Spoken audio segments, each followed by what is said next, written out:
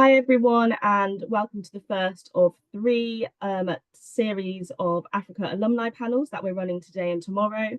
I'm going to just leave the screen on for a couple of minutes while we wait for people to join. Feel free to ask any questions that you have in the chat box or in the Q&A box, and we'll be choosing some of those questions throughout the session to ask our panelists. If anyone has any questions that they want that are admissions-based, feel free to email myself on our team email, which is also on the screen. And if you have any questions after this webinar, feel free to reach out and we'll do what we can to get back to you after the series. So welcome. I will let the two ladies that we have on at the moment introduce themselves, and we will go straight into it. Thank you. Okay, hi everyone. Oh, great. Because I couldn't see myself earlier. I was a bit worried. Okay, hi everyone. Good afternoon. Well, it's early afternoon my time. Hope you're well. Hope everyone is doing good. My name is Ifeoluwa. I graduated, I think I started my MBA at Oxford in 2021. So narrowly missed the COVID year, thankfully. What else about me? My time at Oxford was phenomenal. I talk about it everywhere and anywhere. So I'm excited that you're on this call because it means you're keen to have a best year on the Oxford MBA. Everything happened in 1 year, honestly, and I'm sure Khalida can confirm that as well. Everything happened. I'm the founder and chief strategist of Swift, and Swift is a startup advisory firm. I'm based out of London. I'm Nigerian, and prior to running my own company, I was leading strategy and operations at Amazon Web Services for UK and Ireland. So yeah, that's me in a quick nutshell. Excited to chat a bit more with you guys later. Hi everyone, I'm Khalida, also Nigerian like Ife. I did my MBA in 2018 to 2019, so almost 6 years ago now. And I currently work at Google. I work in our strategy division for Android as an ecosystem. Prior to that, I worked on our consumer products, so products that you might be familiar with like Google Search, Google Maps, Gemini, and others. And before that, I had a stint working in Google's emerging markets incubator where I was building products for Africa First. I came into Google through the MBA, so I did an MBA internship, and then I've been here since then, having a good experience. That's why I'm still here almost 6 years later. And before my MBA, I was in a completely different industry. I worked in oil and gas trading, still in London.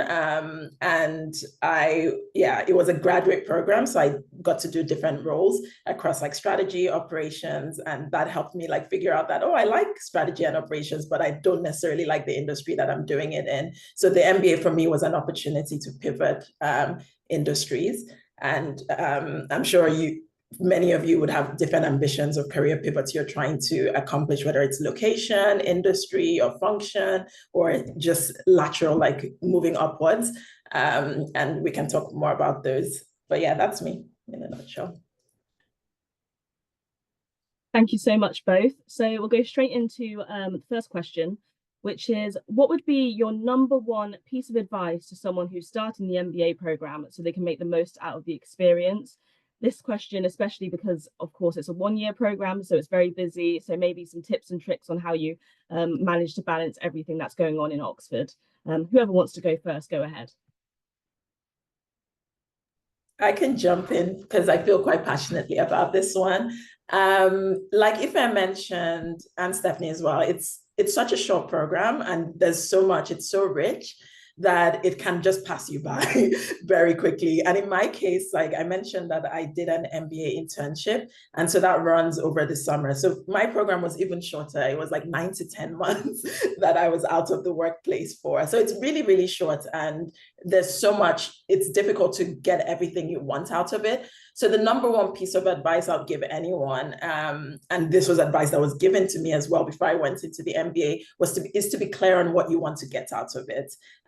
Because an MBA can be so much for so many people. There's so many doors that an MBA can open for you, but it's hardly feasible to like go through all those parts that are open to you. So you need to be clear on what you want out of it. And for me, what that looked like was I knew that I wanted a career pivot, but I knew I wanted a job straight away. I know there's some folks who are like, oh, I want to, dabble in entrepreneurship, or I want to, explore something completely different. I knew I wanted to continue doing the same sort of things I was doing, but in a different industry. And for me, it was so important to get a job right after. So that was my number one priority.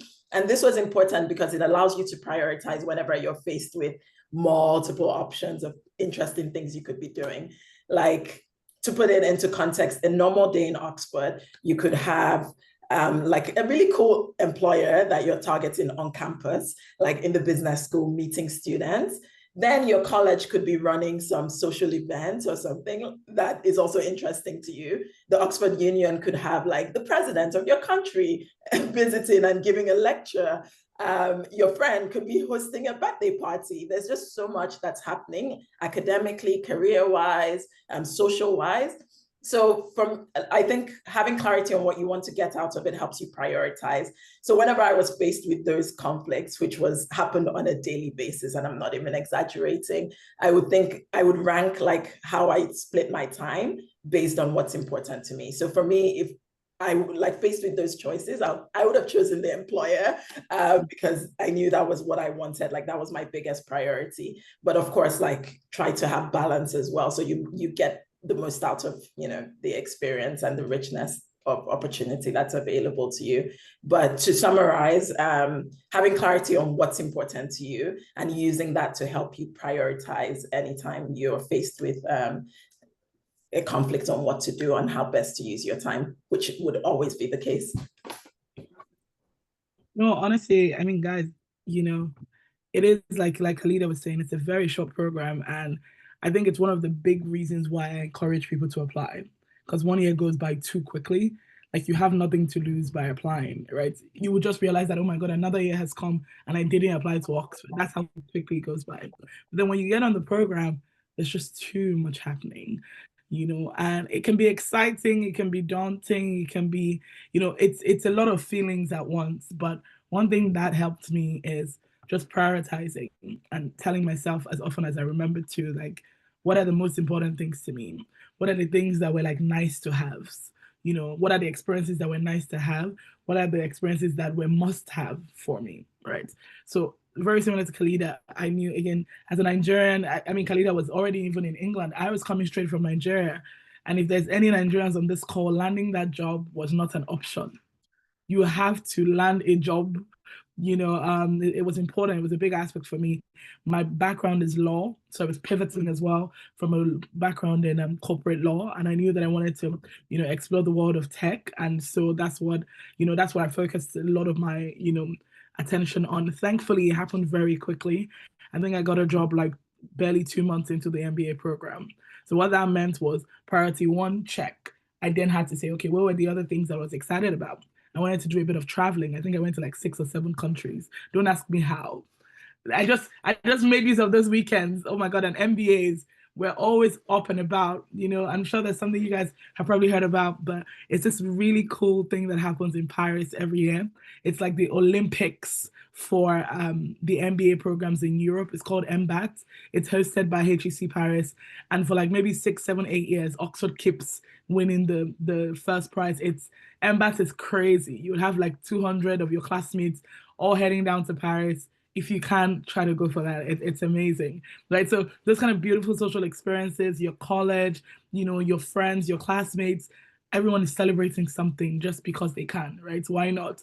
But I think it still goes back to your priorities. And as those priorities you start to check them off, then I'd say make time for other things. It's 1 year, it goes by, but you don't want to miss out. And I remember something I wanted to do. I wanted to learn a new language in 1 year. I was like, why did I think that was even possible? Why?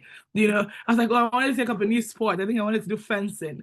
I was like, can you just be realistic? Like, stop all these things, right? So priorities, your nice to have experiences, and just make sure you're always going back to them. People get carried away, people get burnt out. You don't want to be that person that is just, after the first term, the Milk-Mass term, I had some people who were just like, oh my God, where did all the time go? And what did I do with it? Because they were trying to do everything. Don't be that person. Wherever you are when you're coming in, decide what your top priorities are and actually tick them off and say, okay, this done, this done. And the thing about priorities is sometimes you might need a bit more time. That's okay, but just keep laser focus on those things and then create a bit more time for other things, Yeah. Thank you both for that. You just touched on there that you had the experience of moving to the UK straight from Nigeria. Would you like to explain kind of what that was like, what you wasn't expecting, the cultural changes, just a little bit about your experience? I think that'd be helpful to quite a few people who will be doing the same thing. Yeah. No, I mean, I'm happy to share. So, like I said, I was working back in Nigeria. So I was working as a lawyer, corporate lawyer. But once I got my admission in April and I knew that I wanted to pivot to tech, I wrapped up my time at my corporate law job. And then I took up sort of like a pre-MBA internship in one of the top, tech firms the top tech companies in Africa, Flutterwave. At that time, the company hadn't even become a unicorn, but now they are. So it was such a great opportunity. I think I worked with them for about 4 months, just because, again, I knew that I wanted to pivot into the tech industry. And I thought, you know what, if I can spend a few months working in one of the great places, let me do that. By the way, I did like cold emailing. So it wasn't like people I knew, in case someone is thinking, oh my God, she probably knew everyone. No, I just cold emailed as many tech companies as possible, talking about who I am, even attaching a screenshot of my Oxford admission so that they knew that I'm not trying to work for you full time. I just want to work with you for a couple of months and I'm heading out to England, but I think that also helped me in some way to just sort of expose myself. And then and I think in terms of cultural changes, it was new because I mean, just growing up in Africa is different from growing up, in the West. But I think one thing I try to do was to adjust quickly. The weather here is not to be trifled with, by the way. It's not. It's unlike anything you've experienced, particularly when it gets cold. So just it's a bit of adjusting, to be honest. And for some, it was harder than it was for most, right? So I think be kind to yourself, particularly if you haven't been in England before. Be open-minded. I love being here. I live in London and I've lived here for what now? Maybe about 4 years or so. And it works for me. So I'd say one thing that really helped me was to be open-minded. The great thing about the Oxford MBA is also it's people in my class. We were 355 students from 71 countries, right? So it's such a rich international experience where you're learning about people from across the world. There's no country I've been to since my time at Oxford where I put on our group chat, hey guys, I'm in Saudi Arabia. I was in Saudi Arabia in February. Who's in town? Somebody will put up their hand. I'm here, and which is the fun part of being on such an international program. So I say come. I think my big takeaway or my big advice would be come super open-minded. The experience is going to be unlike anything you've had before. Yeah. Amazing, thank you. Okay, I'm just gonna get on to the next question. So for both of you, prior to starting the MBA at Oxford, what was it about the Oxford MBA specifically that attracted you? And what was the decision-making factor that made you think, yeah, Oxford is the place for me, if there was that one factor? I don't mind which one starts. I can jump in. I think for me, the diversity of the class was super important. My class was 92% international, and I think that's unmatched, like across major MBAs, especially when you compare to like schools outside of the UK. And for me, what that meant was like there's this level of granularity in the stories that are shared in the class. Chimamanda Ngozi Adichie, the popular Nigerian author, she talks about the danger of a single story. And I think that's super important. Like why it's important to have diversity is like everyone can bring different sides to a story. Like I was never the only Nigerian or the only African in the class. So my story wasn't taken as the Nigerian story. Like this is what it's like in Nigeria. This is what it's like in Africa. There were so many other Nigerians. There were so many other Africans.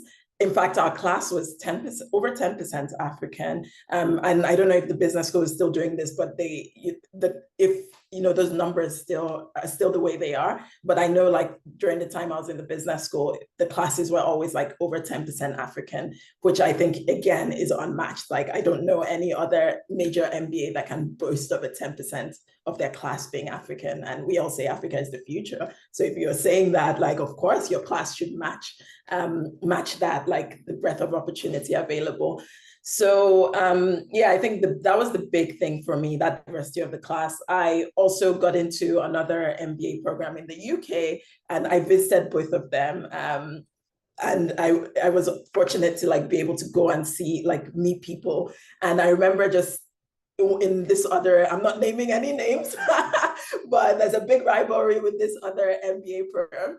And there was like 2 Nigerians and like 5 Africans or something like that. And I was just like, I don't know. It just felt small. Like it didn't feel like there would be a breadth of like experiences and interesting people to meet. So that was the biggest draw for me. Another big draw for me was the length of the program. We've been saying, oh, it's so short. It's challenging because it's so short. But I think actually there are benefits to doing such a short program, because for me, that meant reduced opportunity cost. Like I knew I needed to get back to the workplace. Like if I mentioned, like even though I was already in the UK, I had a Nigerian passport only at the time. So I knew if I wanted to stay in the country, I need a job. And an MBA was expensive. I did my MBA only 3 years into my career. So I was on the younger side of the class and I didn't have a lot of money.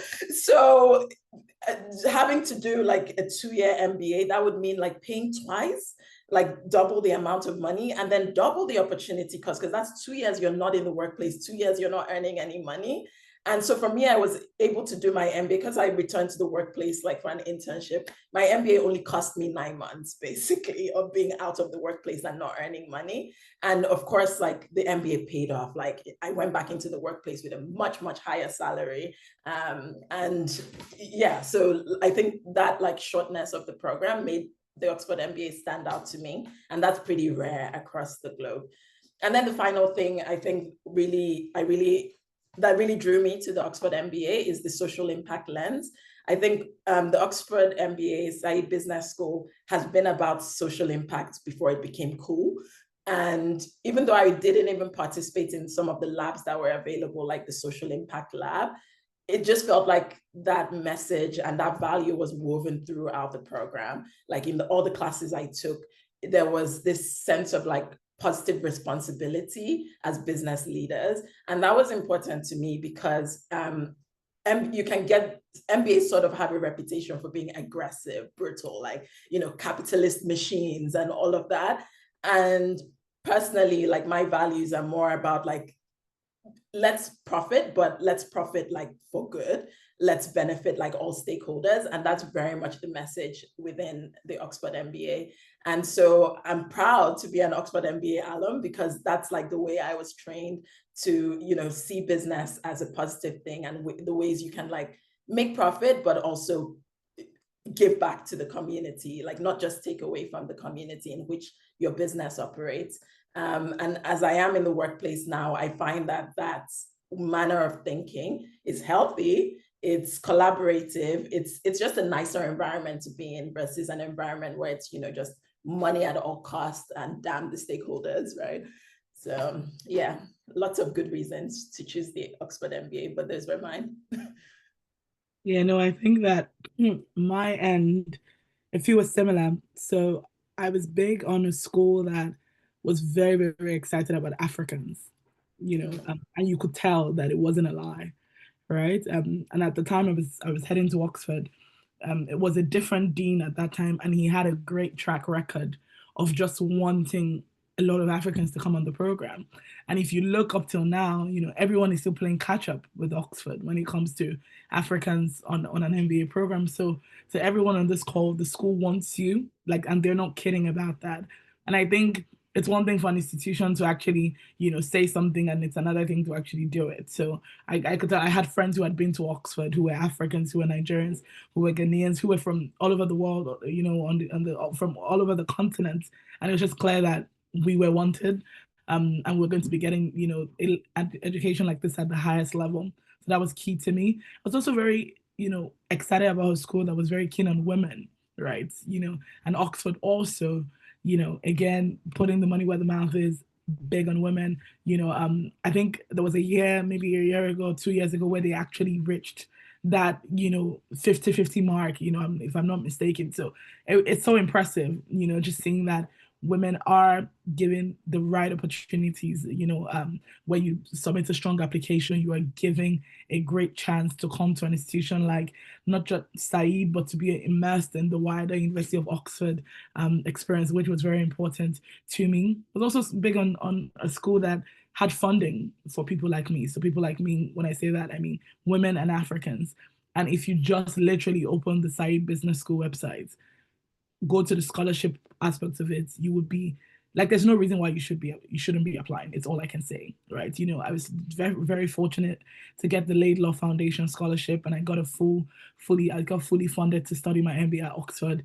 I just gave it my best, God knows. I was like, you know what? I'm going to throw my heart in the ring and trust that this thing will work in my favor, right? And it really, really did.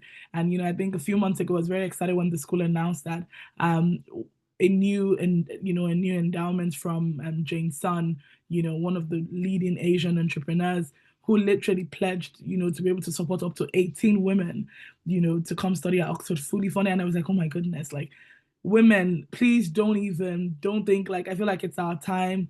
Grab every opportunity here. If there are any men on this call, there are also opportunities for Africans. Don't even, don't overthink it. Don't second guess yourself out of any opportunities. It's 1 year, it goes by quickly. 2026 is gonna come, and you would still be chatting about it if you don't do something about it now. That's the reality. So for me, it was very important.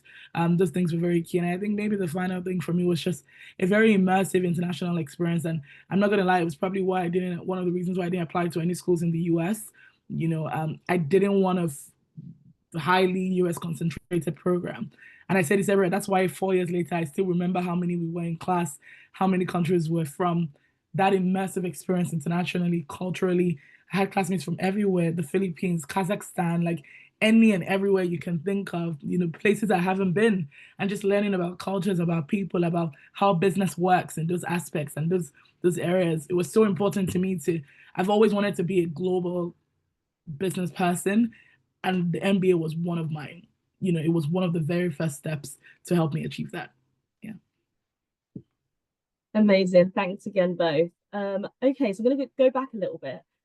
If you could tell us a little bit about the preparation that you did for the Oxford MBA, if there was anything specifically that you maybe researched, anything that you got ready, anything you prepared, anything that you think would help those who are maybe starting this year or looking to apply, what they should be doing in the meantime before they start the program.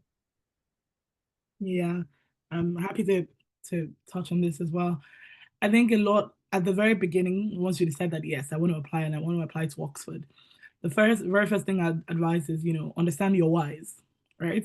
They're very, very big aspects of this. So why an MBA? Why now? And why Oxford? Genuinely dig deep into yourself to understand those three big questions. Why am I doing this? Why am I doing this now? And why this school, right? Because as you continue to build out your application, the answers to those questions would reflect in every aspect of the application, and you can be very clear on why you're doing this. Again, the reality is no one is expecting you to have everything figured out, and that's the reality, right? But to a very good extent, you need to know that this is something, and like Khalida was saying, it's quite an expensive degree. Whatever Khalida paid, I paid more. Whatever I paid, you're going to pay more. That's the reality, right? Because there's inflation, there's so many things. Education is expensive.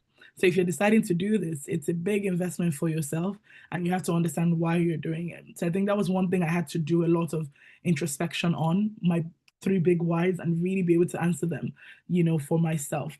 I think also it's important to just research the school, right? Research the school, research the wider Oxford, community. Is this a place you want to be in, and why? Why do you find it exciting? What is the value add to you, and how can you add value to the ecosystem as well? So they're not trying to bring people who just want to take.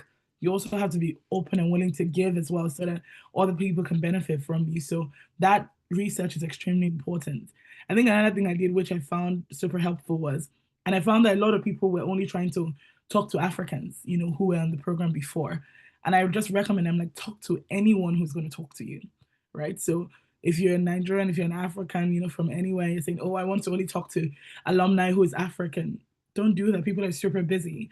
So I spoke to Chinese people, Australians, anyone who I messaged that said, I'm happy to jump on a call with you to chat about Oxford. I was in their DMs, you know, just booking some timing to say, can you tell me a bit more about the program? You know, just get views and things like that. I also had, at that time, a couple of my friends and I were applying at the same time, you know, so I think that peer-to-peer support was super helpful for all of us.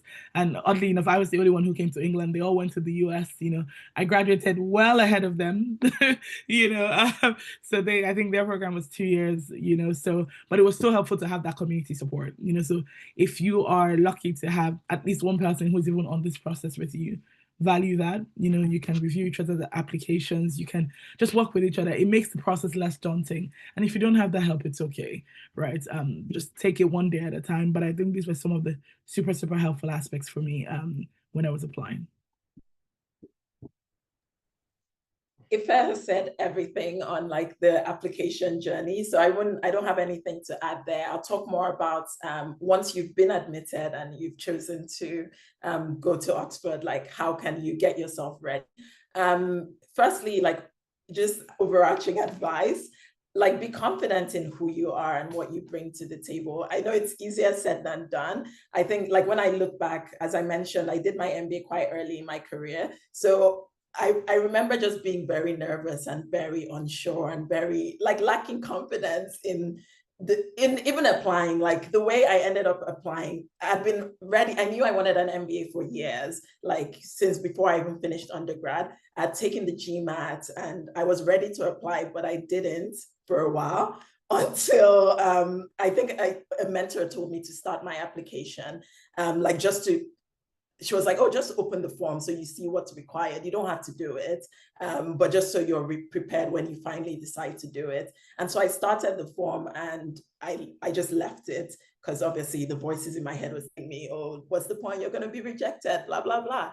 And that actually led to the admissions team reaching out like, oh, we saw you started an application, but you didn't complete it. Like, do you want to talk to someone?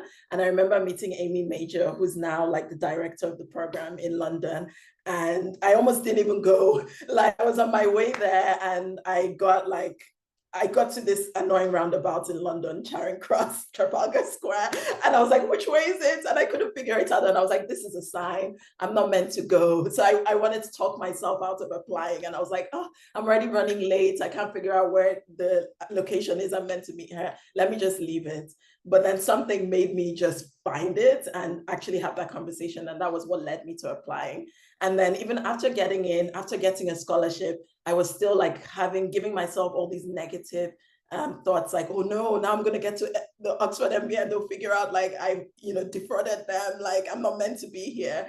And it took me only till like maybe after the first semester to be like, oh, I deserve to be here. Like I have value I'm adding. Like, and so that's just what, if anyone is feeling, some type of way about themselves or dealing with imposter syndrome, like you deserve to be in whatever room. Like, please don't talk yourself out of opportunities. That's one thing, one of the biggest lessons I've learned in my life. I always remember that moment. And now, like, since that moment, I never talk myself out of opportunities. I even go for opportunities that are too big for me and let them be the ones to reject you. Don't reject yourself. So that's one thing. And then in terms of practical advice, I think I was a little bit naive in that, like how quickly things move once you get on campus. Because in the summer before you start your MBA, the admissions and the career center would reach out and they're helping you get your CV ready. And I'm like, it's July, why are you bothering me? Like, the MBA doesn't start till September. And I realized, I still did all the things, got my CV ready, but literally from the moment you get on campus, like employers are knocking on your door. I had interviews in this first week, like in the first week of school, 2 weeks into the program, like after orientation. And that was when I realized, oh shit, this is why they were getting us ready in the summer. So I had to quickly upskill myself. So if you're already if you've already gotten into the MBA, you're starting in September, I just want to implore you to make sure you make the most of your summer, because everything happens so quickly. Like if I gave a good example of how she did a pre-MBA internship, like, wow, like that's the sort of thing you should be doing. But if not, like if you're not able to do that, there are other ways you can get yourself ready, because literally you have to hit the ground running, like once you get on campus. And then finally, I think that like taking the time to reflect. I mean, the journey of applying, I think, forces you to reflect on what you want, what's important to you. But it's also prudent to take some more time before you start the program to be like, okay, how am I going to plan my year? How am I going to make sure I get the most out of it? And that would help you to prioritize, as we discussed earlier, when you're actually on the program and faced with so many brilliant opportunities and have to decide which one to do, because you can't clone yourself. Thank you. Thanks both. It would be nice to actually hammer home that point you made about imposter syndrome. We get that a lot, where people don't feel like they're worthy to apply and they don't even bother. So if you are listening and you're not sure, please reach out to us. We're happy to look at your CV, have a conversation with you. If you're not ready yet, we can help you get ready. So yeah, definitely don't rule yourself out. So going on to the next question, a little bit. So you both obviously work in the tech space.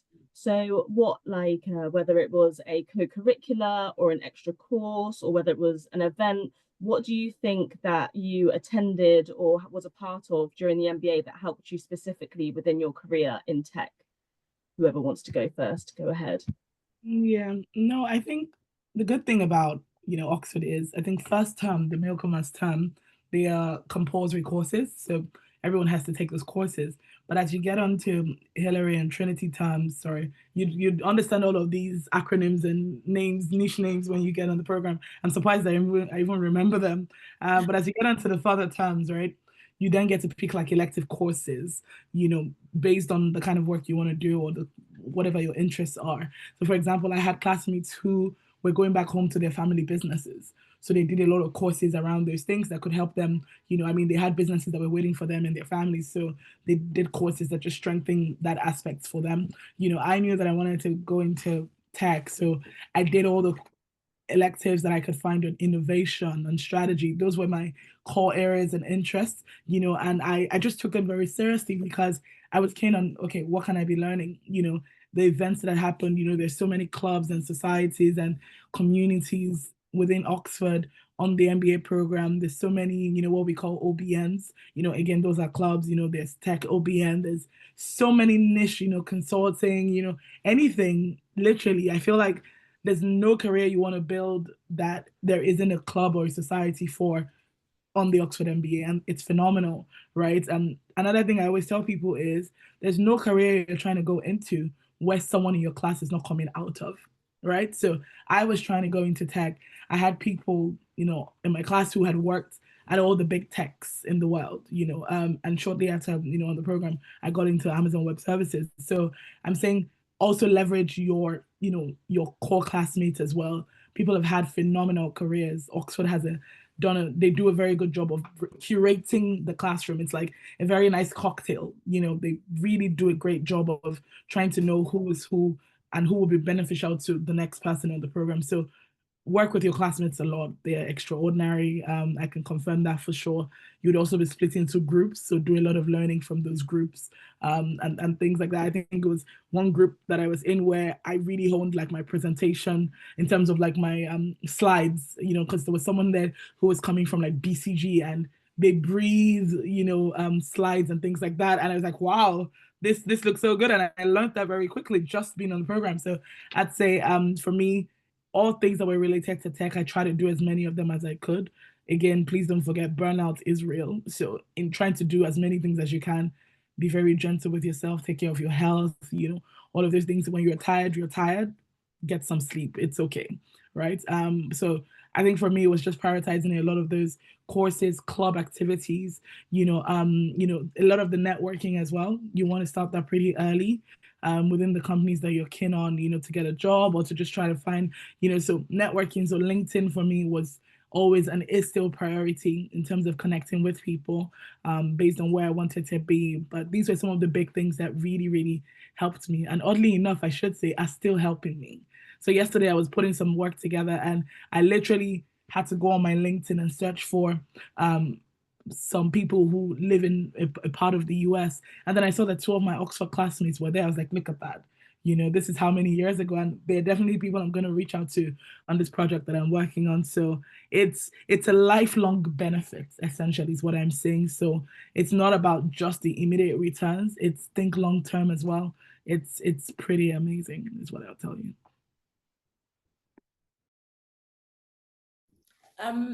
Only thing I would add to that is like once you know like what you're planning to get out of the MBA, like doubling down on it, because and leveraging like the resources that enable you to accomplish that. So some people want to start a business, and Oxford is wonderful for that. There's the Foundry, there's the Entrepreneurship Center, there's all sorts of like support that you can get. Some people want to pivot into venture capital. There's the Oxford Seed Fund that you can participate in. For people like me that just wanted to make a classic like career pivot, the Career Center, wealth of knowledge, honestly. They're so experienced and so reputable that you need to lean on them as much as possible, whether it's throughout the journey. Like, as I mentioned, from the summer, they were already helping us prepare our CV. And then from the moment we got on campus, like, they're also prepared, like bringing employers on campus, organizing networking events, but also organizing channels for us to apply for jobs, and also helping you prepare for those job interviews or whatever the case may be. And it's often surprised me like how some people didn't take advantage of the Career Center, because it's such, back to the point on how short the MBA is, but what's unique about the MBA is I don't think there's any other environment that you're in that employers are coming to knock on your door like, hello, we want you to come and apply. Like for even some companies, they're like, oh, this is the link for Oxford MBAs, like your special link. We will review all your applications on this particular day. You'll hear back from us. Like if anyone knows what job hunting is like in reality, which I'm sure you all do, it's not like that. Like that's not the reality of job hunting outside of the walls of Oxford. So that was something that just stood out for me. Like, when else would I get this opportunity where employers are literally asking me to apply?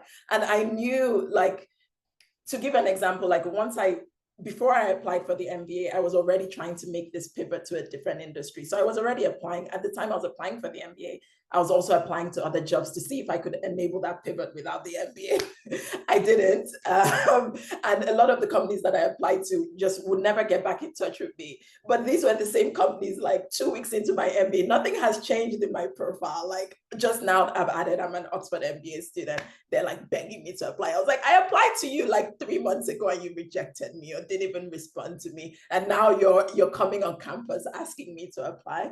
So like, that's just an unprecedented level of opportunity that exists within a short period of time, within like a particular space you're in. Of course, you'd always have the Oxford network to lean on. You'd always have the Career Center. I know they do a lot to support alumni as well, even after the program, but the level of access you get when you're in the program and you're the fresh MBAs, like to employers, you're just like, yeah, you're like fresh meat.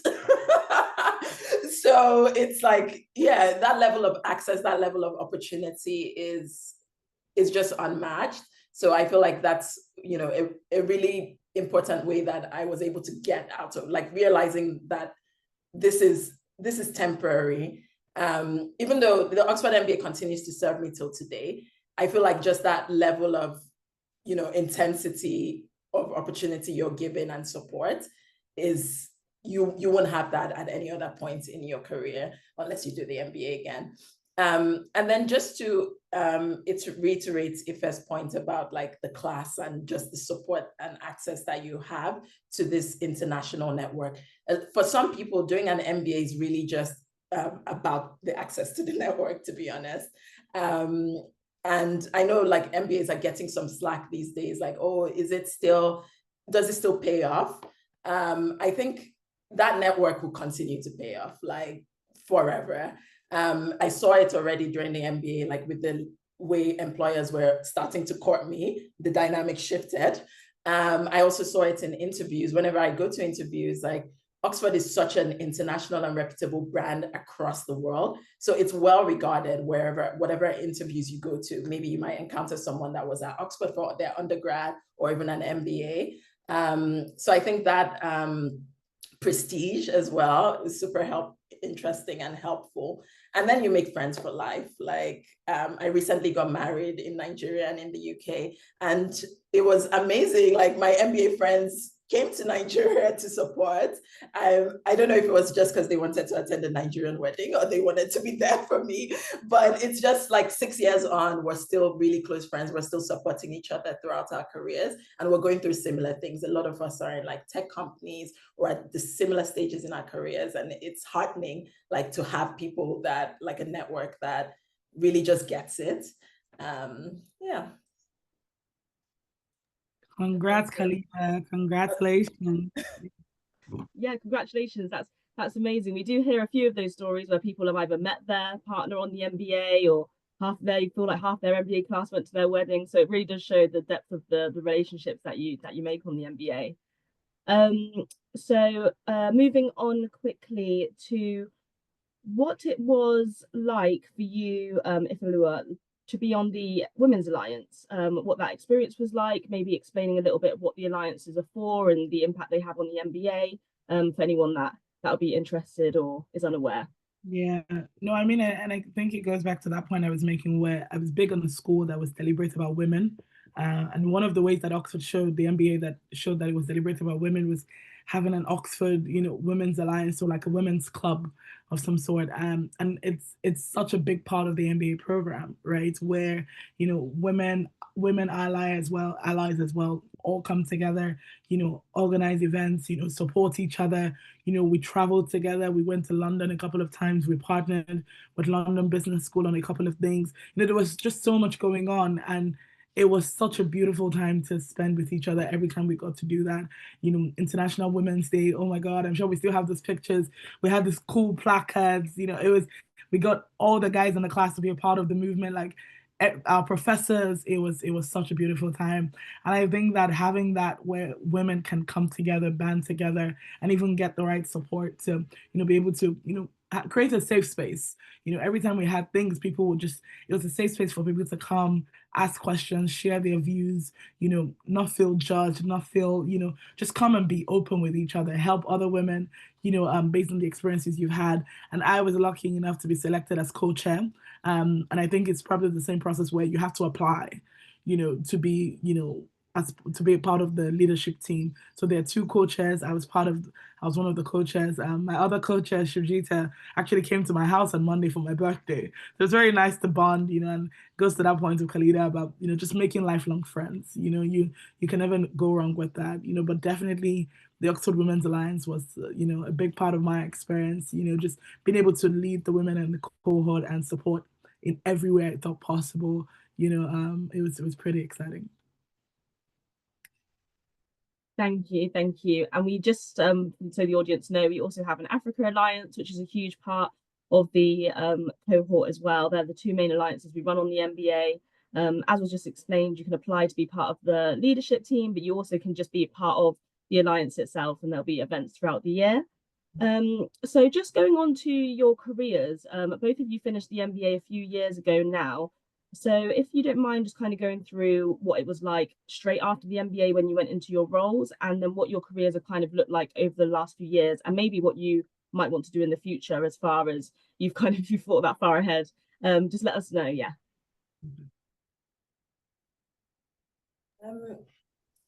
As I mentioned at the start, the MBA for me was an opportunity to pivot industries. So I was on a graduate program pre-MBA at BP on their oil and gas trading business. And that meant that I got to do different rotations. So I started out like in analytics, then I did a stint in operations, and then I did a stint in strategy. And that helped me like figure out that, I really like operations and I really like strategy. So that gave me that clarity as I went into the MBA that, I would love to continue to do either operations or strategy, or both, even better. But in a different industry, because I thought like, I get this industry, but it's not really for me. But I didn't even know what industry, so I was keeping that open. And then during the MBA, I got exposed to like a lot of the main employers. Of course, consulting is a big employer, and especially if you're in the strategy and operations space. Highly recommend, no matter what job you're looking to do after the MBA, I actually highly recommend recruiting with consulting, because they have some of the most rigorous interview processes, like, you know, the case method, which I didn't know was a thing before I came onto the MBA. So going through that, like consulting recruiting actually prepared me for interviews in industry. So by the time I was doing consulting recruitment also happened to happen right at the start of the MBA, then tech came next. The employers tend to come in waves. And so by the time I had gone through consulting recruitment, I learned so much how to interview. And even though it turned out that that wasn't the path I wanted to go down, like I lost nothing and in fact gained like interviewing skills.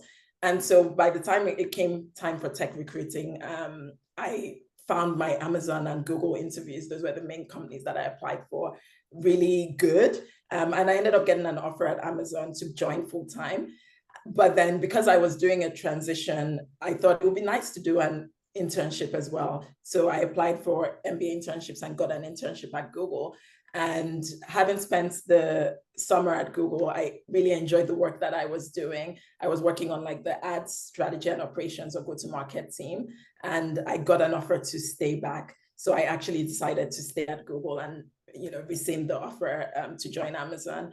And since then, I've done a variety of different roles. So I've been at Google for 5.5 years, and I've done like maybe 4 or 5 roles in that time. I don't know how to sit in one place, I guess. But I think it's the reason I've changed roles so much is because I've wanted to get different experiences, and being in a big tech company, it allows you, because there's so many products. So my first role was actually on YouTube, and I was focused on like, how do we make YouTube a safe and responsible platform through a strategic like lens. So it was a strategy role. And then I did the role where I was building products for emerging markets with a focus on Africa, which was super interesting. Got to launch a product in Nigeria. And then I moved over to our core consumer products. And then recently I started working on Android to understand more about the ecosystem, like the broader ecosystem in which like apps and products exist in. So for me, like the way I've approached my post-MBA life is I see myself as still on a learning journey, and that's probably why I've changed roles a lot. I'm learning so much. In this time, I've been able to get 2 promotions, and I feel like I haven't reached the cap of my learning within Google. So that's what continues to keep me here. And to tie back to like learnings from the MBA, because I get asked sometimes like, oh, you know, how did your MBA help you prepare you for this job? I don't know that MBAs directly, like, because MBAs can be quite like theoretical, even though there are some practical aspects to it. At the end of the day, it's an academic degree. So nothing can really prepare you for like the experience of working. And that's why the Oxford MBA, I think, is cognizant of that. That's why they offer opportunities like internships, different like consulting experiences to go work in companies and consult for them. If I were to give any advice in terms of like how to enable, like make sure that you get the most out of your MBA, I would actually say like take classes that interest you. They don't necessarily have to be aligned with what you're doing. That was a regret I ended up having, because I found myself just going with the flow of the crowd. Like everyone wanted to do like mergers and acquisitions, private equity. And I was like, oh, okay, everyone's doing it. Let me just do it too. And then I also did, and I didn't know I was going to go into tech full-time initially when I was choosing my modules. So I didn't like necessarily choose tech-related modules, but I found myself regretting not taking some of these classes that were just interesting, like reputation and leadership. It was an interesting class that I wish I had taken. So I would say maybe it's a controversial piece of advice, but actually just take modules that interest you, because it's not directly tied. Like, because you've taken, maybe there's some careers like finance, maybe you need to take some more financy modules, but like for general careers like in tech and consulting, really you bring a breadth of experience by taking a variety of different modules. So I'll say, you know, use it as an opportunity to explore, not necessarily be like, okay, this is the module that will help me get into tech, because it doesn't really work that way. Yeah, on my end, so like I did mention, my background is law. And it's not very common, to be honest, guys, for a lawyer to decide to do an MBA. I was probably one of the very few that had done it, even, in my industry, right? Lawyers who had done it came at an executive MBA level. Um, Lawyers who've done it typically had done it as at an executive MBA level. So you had to have maybe like a decade of experience, which I didn't have at that time. So it was a very bold move, very crazy move. I remember my former boss asking me, and this is someone who, is so well respected in the country. He said, "What were you thinking? Like, what really gave you that confidence?" And I saw just the admiration of people around me, stakeholders, like, lawyers that, were much, much, senior to me come to England now and they're reaching out to me and saying, "Oh, we're in town, we want to have a chat with you." And honestly, I'm not going to lie, I know that a big part of that was just the elevation that came with the confidence and boldness to do an MBA, something that typically, a lot of people within my career line didn't think of doing because it was just hard, right? So I think one big advice there is do big things, do scary things, do bold things. You're always better off for it. I know I am, so I can only give you feedback from my own experience. Career wise, like I said, I'm very lucky and very privileged to get my job pretty early, less than 2 months on the MBA program. I got into Amazon, and I joined the company. I mean, of course, when the MBA ended in September of the following year, and I joined Amazon Web Services, specifically as a strategy and operations lead. I was leading strategy and ops for the small and medium business segment within AWS for UK and Ireland. Really great role, really great team. I learned so much in such, during the period I was there. I was there with them for a little over a year. Just working, with sales. I was working with over 60 salespeople. It was the first time I was working with sales teams. So very a lot of exposure, and even within that work, I then found other things that interested me. So while at AWS, we had this again because I've always loved working with startups. I had to find a way to work with startups even at AWS, and of course the company does a lot of things around that. So there was a fintech accelerator program that AWS Global was doing, and I remember even seeing it on LinkedIn because it's such a massive company. You can't even know everything that's happening. And immediately I reached out to the teams in charge and was like, "Guys, I want to work with you on this project," and boom, we did that. And it was such a fun time for me. But towards the end of that year, I decided to switch my visa type. Again, like I said, I came from Nigeria. The company was sponsoring my visa, but it's a really cool visa that I think anyone here who is doing interested in doing tech or you have tech experience from your country, don't ignore the experiences you've had. Don't like I see a lot of Africans do that, act like the experiences they had from back home automatically doesn't matter when they cross over countries. Don't do that. Don't do that. It's so important. It's the reason why Oxford says yes to you, right? So it's also a reason why companies will be interested in you. So don't shove it aside, And then towards the end of the year, I think in November of 2023, I applied and got the UK Global Talent Visa, and that's a visa. And feel free to research it. It's a visa that the UK government gives to exceptional talent in technology, in digital technology.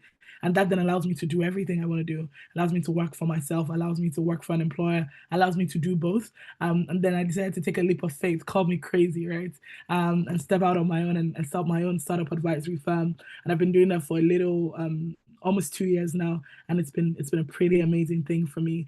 I'm creative every day. My mind is open every day, and just the kind of opportunities that come, for me, the kind of work I do, advising startups, advising accelerators, advising governments. This year alone, I've been to Saudi Arabia, I've been to Morocco, I've been to Austria. I just came back from the US. I'm headed somewhere else again, all for my work, right? So I think it really continues to expose me to the kind of work that happens with startups across Europe, Africa, and the Middle East. Yesterday, I spoke at London Tech Week, and just seeing all that's happening within the ecosystem and my part in it is something I'm very grateful to be able to do. And over time, there's a lot that's going to happen career wise. I'm excited about it, many of which I don't know yet, so I'm excited, but I do have big plans, big dreams, and I'm just going to go for them. And I hope that really helps someone on this call where don't overthink it. I think all our dreams and all our plans are exceptional. They're a big reason of a big part of who we are. Just please go for it. There's like what's the worst that's gonna happen, right? That's how I look at life. So yeah. Thank you. I think just hearing how busy and successful you both are makes us so much more grateful that you're here talking to us today, and shows that, you know, like you just said, if you take that leap, that could also be you one day. So why not? So we've only got a few minutes left, so I'm just gonna do a quick question to finish off, which may put you on a spot slightly, but I just want to know what your highlight was of your year, whether that was socially, whether that was academically, whatever fits in that for you, what you would say was your highlight of your MBA year. I think if I had to think about it, one was the people. And I like to tell people, you want, like, the class is usually at least 300 people, right? Don't, personally, from this was a personal thing, don't try to make shallow friends. Choose to build deep relationships, and I built some, and don't put pressure on yourself. So when I say that, don't go thinking, oh my God, everybody has to be a deep relationship friend here. No, don't put pressure on yourself. But I think, again, goes back to my point of being open-minded. I was very open-minded, and I made some pretty amazing friends, many of whom now are even all over the world. Some went back home. One of my closest friends, she went back home to India. Just many people have gone on across the world, but it doesn't matter where we are, we still stay connected. Because, I mean, Khalida was talking about people who came for her wedding. I'm going to get married next year, God willing, and everybody has already started telling me, oh, I have to come, because people have a thing about wanting to come for Nigerian weddings, and there's a way we do it. It's a bit different. There's a way Nigerians do weddings. It's big. It's exciting. But the friendships that you build, I think, just also, I'm not gonna lie, this is something that maybe a lot of people like to act like is not there. The prestige that comes with it, it's exceptional. Like, every time I tell someone I went to Oxford, I'm so proud of it. I'm so excited by it. I see the look on their faces. They're like, wow, it's, my family is so proud of me. And that means so much to me. My extended family, they can't stop talking about it. I'm like, you guys need to move on. It's a couple of years now, but they talk about it every chance they get. So I think, and as an African, like, it's something that, you're probably the first in your family to do something like this usually, right? So there's a lot of prestige that comes with it. You will get benefits from that, maximize it, enjoy it, be proud of it. There's nothing to cower or be shy about. I'm not, I'm always grateful, and I talk about it with a lot of excitement and confidence. Maybe the last thing is just overall, the experience, just being immersed in Oxford was, I had never been anywhere like it, right? So being there for a year, just being immersed in, a place where you're like, wow, our buildings really like this. I walk in, and I love cathedrals. So just walking into cathedrals looking so pretty, everything you've seen on, like, Harry Potter, you're seeing this is your reality for a year, just the gorgeousness of the place that is Oxford. I personally loved it. I think those were some of my big highlights. Echo everything Ife said, but just want to double down on the final point about, like, the history in Oxford. Like, that's super magical. I think Oxford is the oldest university in the English speaking world. Like, and just the city as well is so beautiful. There's so much history, and I was always floored that I'm now a part of that history. Like, just the number of people that have come before us. And you see it as well in the level of intellect, which was another highlight for me. Like, Oxford is such a smart place. Like, everyone is so smart and accomplished, but humble as well. Like, was one of the things that stood out to me. It's not in an in-your-face type of way. And you have this, like, high level of intelligent conversations everywhere. Like, it could just be at your college dinner and you're sitting next to someone who's doing a PhD in some very niche topic that you know nothing about. So every experience I found, or every encounter, was a learning opportunity in Oxford. And yeah, just the pace of learning you get in 1 year is just, yeah, it's hard to put into words. And then for me, like, a highlight was Trinity term. Not to use the lingo again, but Trinity term is the term just before the summer. And I think for me, it was because I had already had my offers and I knew I had a job, so I could relax. So I think that was when I really leaned into the Oxford experience. And you also, like, it coincides with the term that you can choose your own modules. So I was able to, like, choose things that I was interested in. And Oxford is brilliant in the summer. Like the weather is just wonderful. Everyone is out there. You can go like rowing and all sorts. Like it's a beautiful, beautiful place in the summer. So I have very fond memories of Trinity term, of everything just coming together, knowing that this is my last period here and just soaking it all in. But yeah, echo everything Ife said as well. Like it's just a wonderful experience all around. Amazing, thank you. So this is where we come to an end. Thank you both. That was invaluable, completely amazing to hear the first-hand experiences from two amazing people in the tech space. So yeah, thank you for joining. Thank you everyone who's dialed in on the call. It has been recorded, so we can send it out to you if there's anything that you want to repeat. Feel free to contact us in the admissions team, the ladies. Please, we encourage you to connect to alumni all around, just generally, like they both said. The network is one of the main things of the Oxford MBA. So thanks again for joining us, and hopefully we'll see you maybe in a couple of the other webinars that we'll be doing this evening and tomorrow. Thank you. Thanks everyone. Bye. Bye, Khalida. Take care. Bye.